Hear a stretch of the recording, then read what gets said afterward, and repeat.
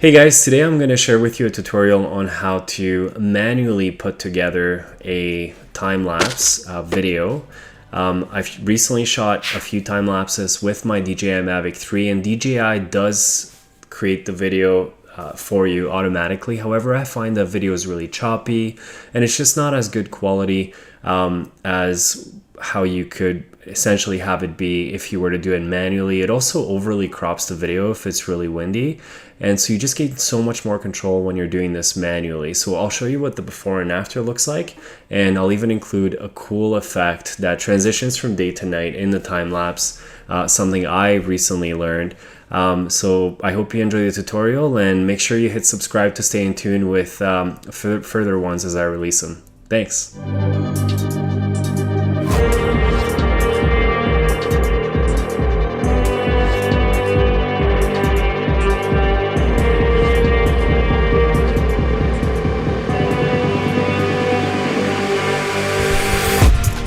Okay, so now you're going to want to open Lightroom, click on Library, and in the bottom left, select Import. You're going to want to bring in all the images from your time lapse, which I've already transitioned from my SD card to a different drive.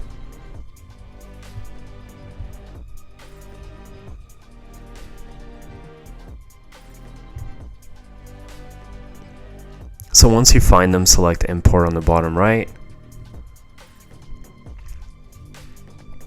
And then what I normally like to do is dive right into the photo that's going to have the most impact to your settings. So in this case, we're starting from the bottom, and our time lapse is eventually going to pan up towards the sky. So I'm going to pick the picture with the sky, the final picture, and this is where I'll play around with the settings. I like to select auto initially and then further refine, maybe increase my contrast a little. Try and decrease my highlights. They're already pretty low though, so I'll try and decrease the shadows.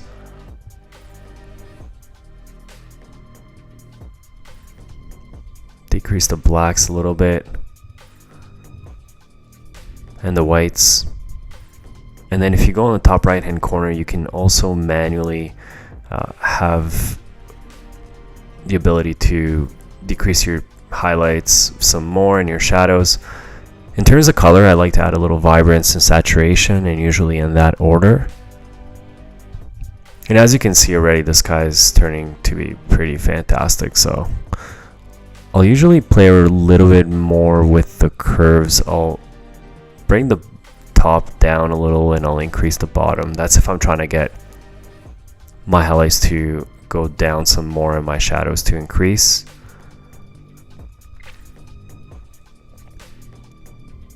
I'll decrease my midtones and my highlights in here as well, and I'll maybe turn the sky a little orangey red, kind of set the mood. Now here in Lightroom you have a lot more customization over your hue, saturation, and luminance for every individual color. I really wish you would have this specifically in this layout for in Premiere Pro. I'll then also take a look at the sky by selecting a sky mask, and that gives you control just specifically over the sky. I find Lightroom's sky options are pretty good, so I'll increase the contrast, reduce the highlights some more, as well the blacks.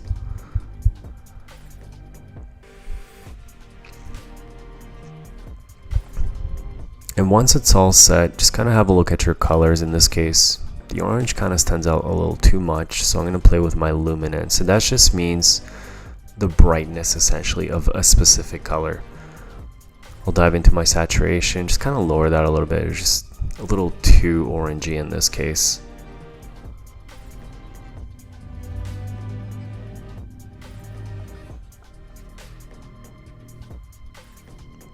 And I think this is getting to be very close to where I want it. You know, you could spend your life color grading and color correcting. There's never a perfect solution. It's all just creative and artistic. It's really what you want it to be. But once you're done, what you're going to want to do is have all photos inherit these settings. So you're going to select all your pictures, click sync settings, make sure all the checkboxes are set, and synchronize. It's going to make sure that all your pictures are essentially synced in with these settings.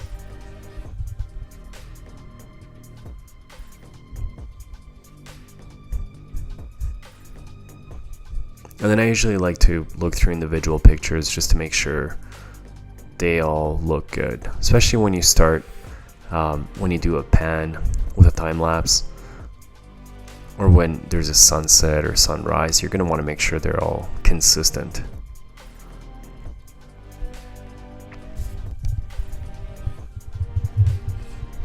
When you're good to go, select them all, right click export, choose the destination folder.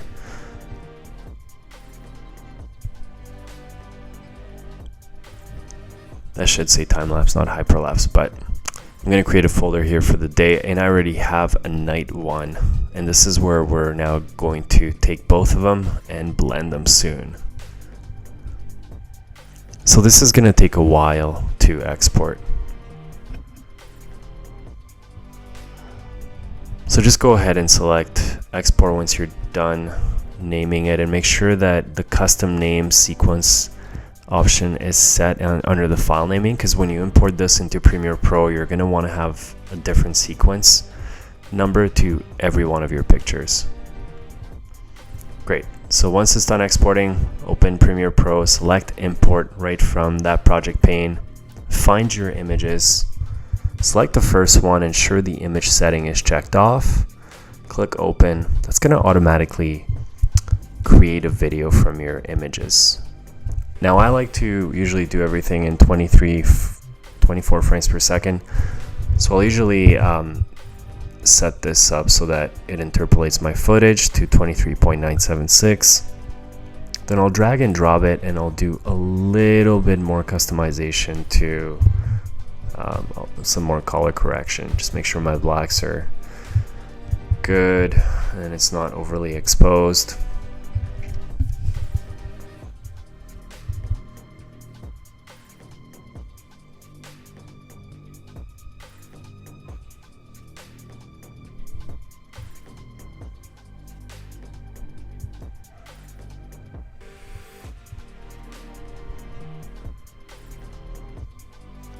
I usually like to take a look at my lumetri scopes. It usually keeps me fairly in tune with auto exposure and with the exposure, I should say. Just make sure my blacks aren't completely overly killed.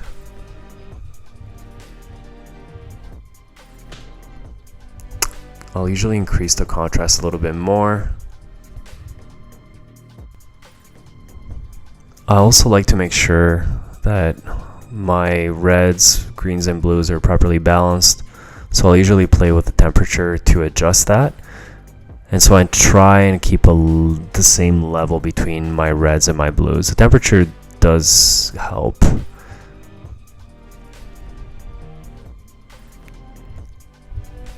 Once this is all properly done and I'm happy with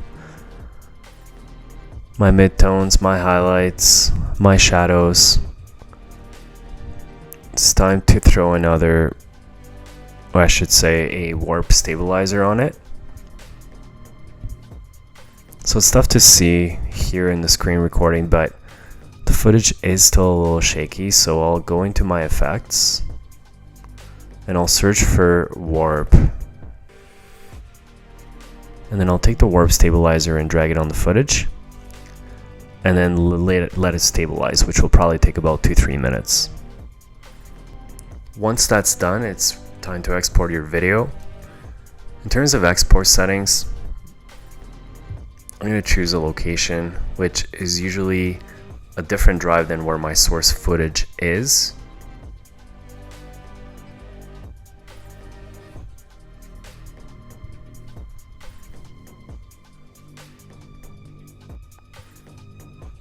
And then I'm going to select video, and then make sure you hit match source. You're going to want your export to match the same settings of your sequence.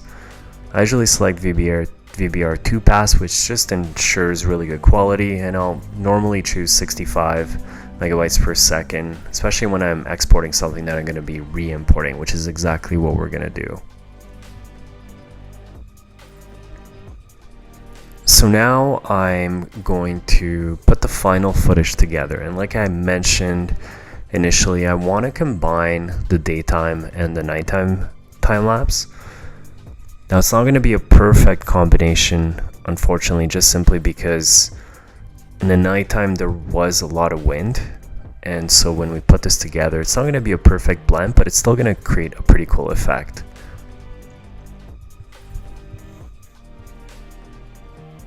So I'm going to stick both the daytime and the nighttime in my sequence, make sure my sequence settings are set appropriately to 23.976 frames per second.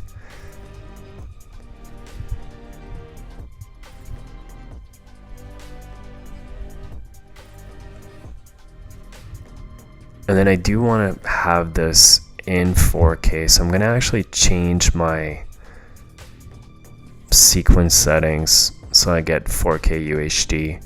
The native pictures actually come in a little bit of a higher resolution.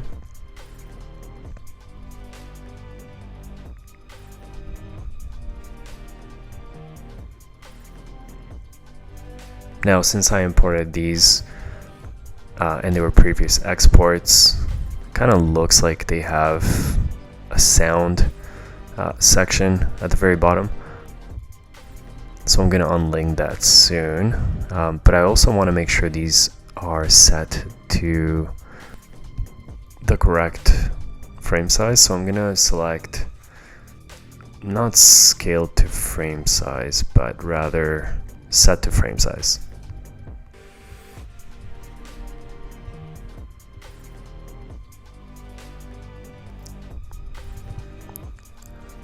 So now we just need to unlink the audio to this. It's not necessary, but it's also useless, and that's just simply because I imported a video, the pre-rendered file, or the rendered file I should say. So now I'm going to actually I'm going to put the night one on top, reduce it to about half. It's going to be important that they end at the same time, and what we're going to do is we're going to play with the opacity. We're going to set some opacity at the very beginning to essentially be 0.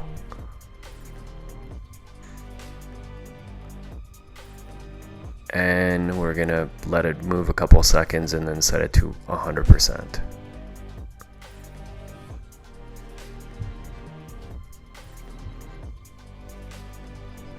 Probably around there.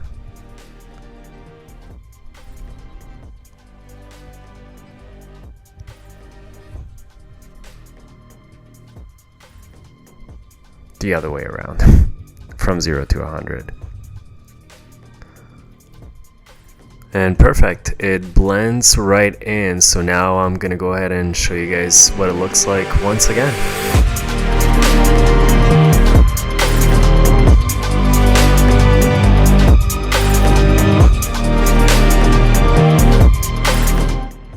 Well, there you have it, folks. That's how you stitch together Mavic 3 time-lapse photos, and with Premiere Pro stabilize them.